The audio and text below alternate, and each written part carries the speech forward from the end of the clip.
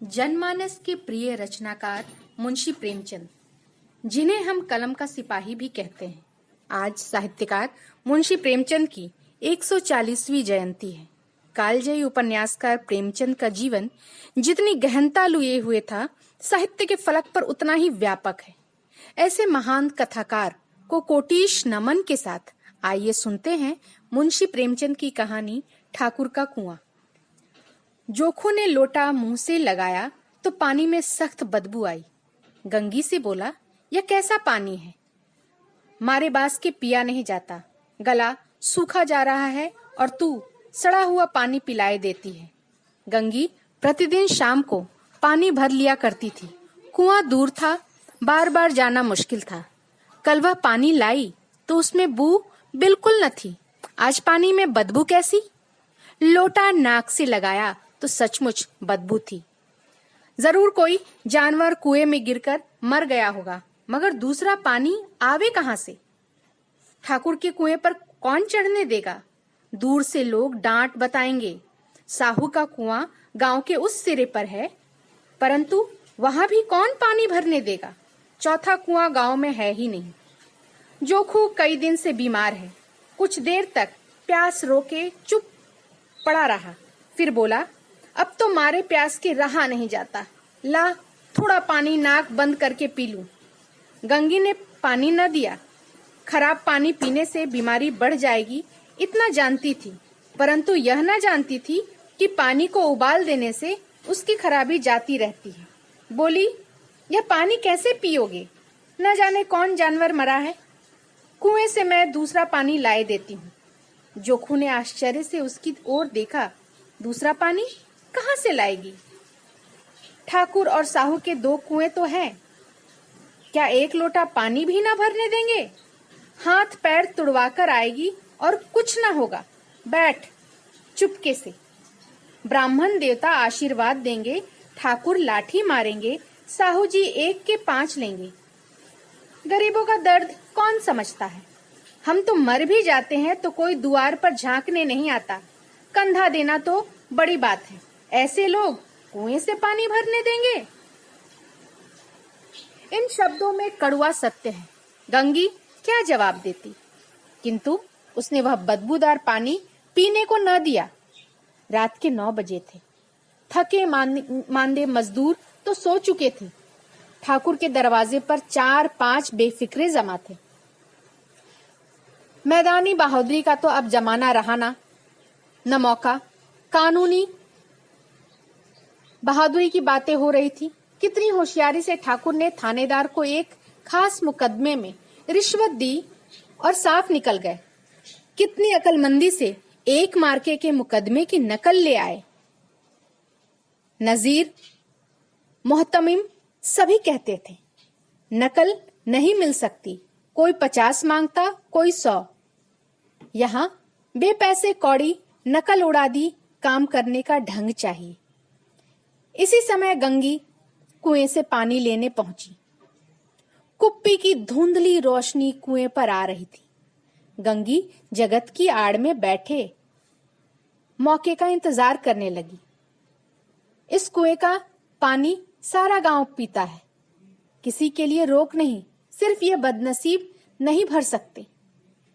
गंगी का विद्रोह दिल रिवाजी पाबंदियों और मजबूरियों पर चोट करने लगा। हम क्यों नीच हैं और ये लोग क्यों ऊंच हैं? इसलिए कि ये लोग गले में तागा डाल लेते हैं। यहाँ तो जितने हैं एक से एक छठे हैं। चोरी ये करे, जाल फरेब ये करे, झूठे मुकदमे ये करे। अभी इस ठाकुर ने तो उस दिन बेचारे गडेड़िए की एक भीड़ चुरा ली थी और बाद में मारकर खा गया। इन्हीं पंडित जी के घर में तो 12 मास जुआ होता है। यही साहू जी तो घी में तेल मिलाकर बेचते हैं, काम करा लेते हैं, मजूरी देते, नानी मरती है। किस बात में है हमसे ऊंचे? हाँ, मुंह में हमसे ऊंचे हैं। हम गली गली चिल्लाते नहीं कि हम ऊंचे हैं, हम ऊंचे हैं। कभी गांव में जाती हूँ तो रस भरी आंखों से देखने लगते हैं, जैसे सबकी छाती पर सांप लौटने लगता है। परंतु घमंड यह कि हम ऊंचे हैं। कुएं पर किसी के आने की आहट हुई। गंगी की छाती धक धक करने लगी। कहीं देख ले तो गजब हो जाए, एक लात भी तो नीचे ना पड़े। उसने घड़ा और रस्सी उठा ली और झुककर चलती हुई एक वृक्ष के अंधेरे में साये में जाकर खड़ी हुई। कब इन लोगों को दया आती है किसी पर। बेचारे महंगू को तो इतना मारा कि महीनों लहू थूकता रहा, इसलिए कि उसने बेगार न दी थी। उस पर ये लोग ऊंचे बनते हैं। कुएं पर दो स्त्रियां पानी भरने आई थी। इनमें बातें हो रही थी। खाना खाने चले और हुक्म हुआ कि ताजा पानी भर लाओ, घड़े के लिए पैसे नहीं हैं। हम लोगों को आराम से बैठे देखकर जैसे मर्दों को जलन होती है। हाँ, यह तो न हुआ कि कलसिया उठाकर भर लाते, बस हुक्म चला दिया कि ताजा पानी लाओ, जैसे हम लौंडिया ही हो। लौंडिया नहीं तो और क्या हो तुम? रोटी कपड़ा नहीं पाती? 10-5 रुपए छीन झपट कर ले ही लेती हो, और लौंडिया कैसी होती है? मत लजाओ दीदी, छिन भर आराम करने को जी तरस कर रह जाता है। इतना काम किसी दूसरे के घर कर देती तो इससे कहीं अधिक आराम में से रहती। ऊपर से वह एहसान मानना। यहाँ काम करते करते मर जाओ, पर किसी के मुंह ही नहीं सीधा होता। दोनों पानी भरकर चली गई तो गंगी वृक्ष की छाया से निकली और कुएं के जगत के पास आई। बेफिक्रे चले गए थे। ठाकुर भी दरवाजा बंद कर अंदर आंगन में सोने जा रहे थे। गंगी ने क्षणिक सुख की सांस ली। किसी तरह मैदान तो साफ हुआ। अमृत चुरा लाने के लिए जो राजकुमार किसी जमाने में गया था, वह भी शायद इतनी सावधानी के साथ और समझबूझकर न गया होगा। गंगी दबे पांव कुएं के जगत पर चढ़ी। विजय का ऐसा अनुभव उसे पहले कभी न हुआ था। उसने रस्सी का फंदा घड़े में डाला, दाएं बाएं चौकन्नी दृष्टि से देखा, जैसे कोई सिपाही रात को शत्रु के किले में सुराख कर रहा हो। अगर इस समय वह पकड़ ली गई तो फिर उसके लिए माफी की रियायत भी रत्ती भर उम्मीद ना। अंत में देवताओं को याद करके उसने कलेजा मजबूत किया और घड़ा कुएं में डाल दिया। घड़े ने पानी में गोता लगाया, बहुत ही आहिस्ता, जरा भी आवाज ना हुई।